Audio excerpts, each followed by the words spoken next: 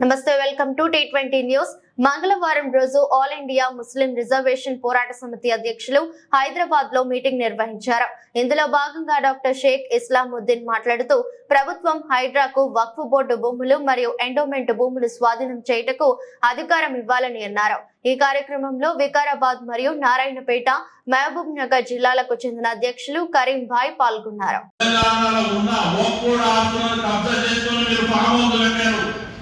నేను రేవంత్ రెడ్డి గారికి హైడ్రా కమిషనర్ గారికి నేను రిక్వెస్ట్ చేస్తున్నా, వక్ఫ్ బోర్డు ఉన్న ఆస్తులను మాకు రికవరీ చేసి అది మా అల్లా ప్రాపర్టీస్, అది మా అల్లా కోసం ఇచ్చిన దానం చేసిన ప్రాపర్టీస్, అది రికవరీ ఏ విధంగా అయితే హైడ్రా చేస్తుందో హైడ్రా అదే విధంగా వక్ఫ్ బోర్డు ప్రాపర్టీ కూడా రికవరీ చేయాలని రేవంత్ రెడ్డి గారికి విజ్ఞప్తి చేస్తూ ఆల్ ఇండియా ముస్లిం రిజర్వేషన్ పోరాట సమితి పూర్తి మద్దతు తెలుపుతుంది.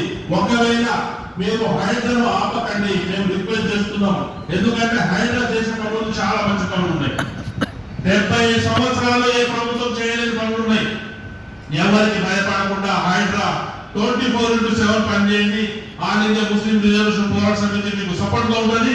తెలంగాణలో ఉన్న యావత్ ముస్లిం సమాజం మీకు సపోర్ట్ గా ఉంటుంది. తెలంగాణలో ఉన్న యావత్ ముస్లిం సమాజం మీకు సెల్యూట్ కొడుతుంది. ఎందుకంటే ఎంఐఎం పార్టీ ఏదైతే ఉందో ఒకటే అంటుంది, మేము చెప్తేనే ముస్లింలు వింటారు. కానీ ఆ టైం అయిపోయింది, ఆ జమానా పోయింది.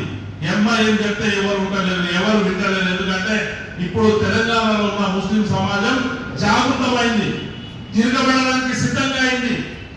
వాళ్ళకు తెలిసిపోయింది మాకు ఇల్లు లేవు, కానీ 100 ఎకరాలు వక్ఫ్ బోర్డు భూములు అసదుద్దీన్ ఓవైసీ దగ్గర ఉన్నాయని వాళ్ళకి తెలిసిపోయింది. నేను అసదుద్దీన్ ఓవైసీకి ఇంకోటి సవాల్ విసురుతున్నా.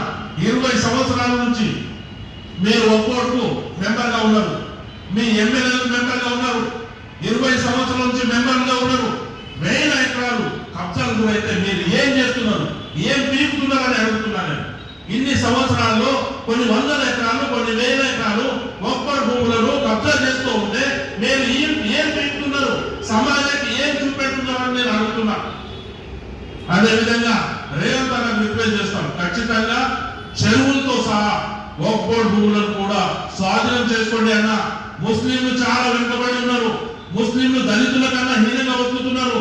ఏ విధంగా అయితే మొన్న ఏబిసిడి వర్గీకరణ సుప్రీం కోర్టులో ఏ విధంగా అయితే రాష్ట్రాలకు అవకాశం ఇచ్చింది అన్నారు కదా, అదే విధంగా 1950లో మా దళిత ముస్లింల రిజర్వేషన్లు, దళిత క్రిస్టియన్ల రిజర్వేషన్లు తీయబడింది.